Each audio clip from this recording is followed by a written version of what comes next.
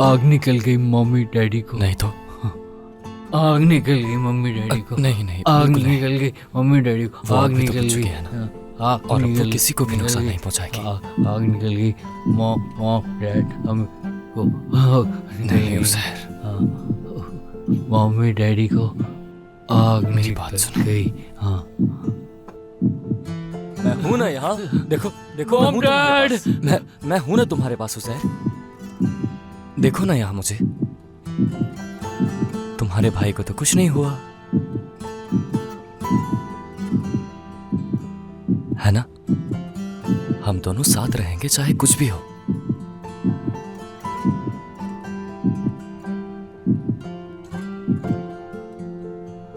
असगर को कुछ नहीं हुआ। हाँ बिल्कुल, असगर को कुछ नहीं हुआ। ऐसा ही है, ऐसा ही है। कुछ नहीं हुआ मुझे। मैं हूं यहाँ तुम्हारे पास हमेशा।